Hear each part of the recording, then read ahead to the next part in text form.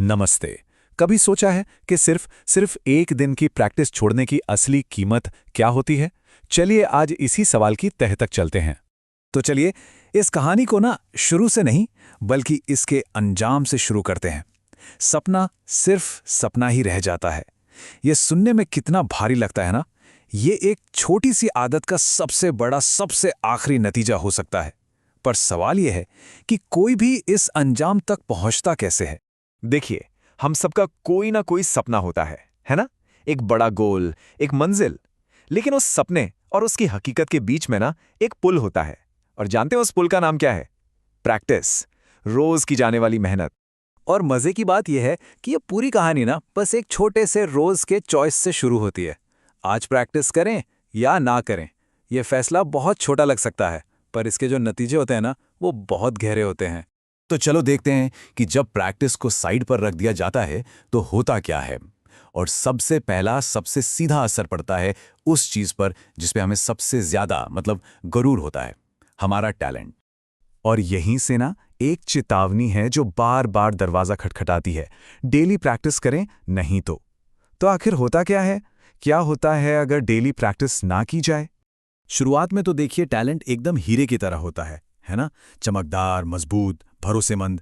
ये वो फाउंडेशन है जिस पर सब कुछ बनाया जाता है।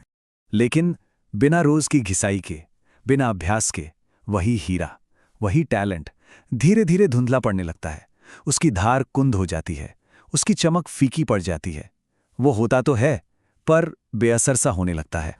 मतलब सीधा सा है, जो हुनर आज उंगलियों पर नाचता है ना, वो कल याददाश्त से फिसलने लगता है। स्किल्स और नॉलेज बिना रोज के रिवीजन के धीरे धीरे मिटने लगते हैं। तो जब टैलेंट कमजोर पड़ता है तो असर सिर्फ बाहर काम पर नहीं, अंदर मन पर भी होता है। और यहीं से शुरू होता है दूसरा असर, जो है कॉन्फिडेंस।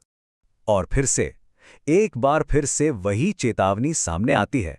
डेली प्रैक्टिस करें नहीं तो इसका असर हमारे अंदर, हमारी सोच पर कैसा होता है? तो होता यह है कि जहां से कॉन्फिडेंस बाहर निकलता है ना, वहां शक यानी कि डाउट आकर अपनी जगह बना लेता है। ये एक तराजू जैसा है। जैसे ही प्रैक्टिस का वजन एक तरफ से हटता है, शक और खुद पर संदेह का पल्ला भारी हो जाता है। और इस अंदरूनी लड़ाई में कॉन्फिडेंस बेचारा सिकुड़कर एक छोटे से कोने में दुबक जाता है। और डाउट, अरे वो तो पूरे मन पर कब्जा कर लेता है।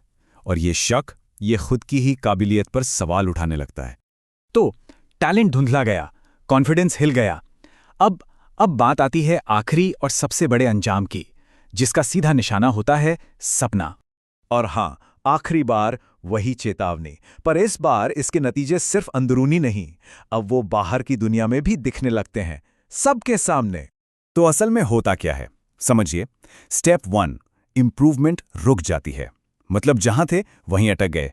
स्टेप 2, जो लोग रोज मेहनत कर रहे हैं वो कंपटीशन में आगे निकल जाते हैं। और स्टेप 3, आपके और उनके बीच का जो फासला है ना, वो हर गुजरते दिन के साथ बस बढ़ता ही जाता है।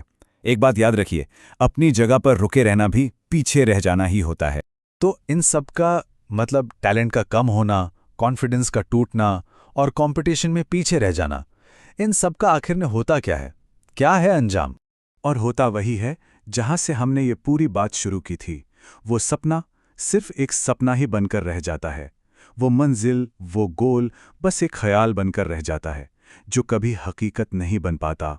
तो आखिर में पूरी कहानी का सार बस एक सवाल पर आकर टिक जाता है। और ये फैसला हर रोज का है, हर किसी का अपना है। आज की प्रैक्टिस या फिर कल का अफसोस।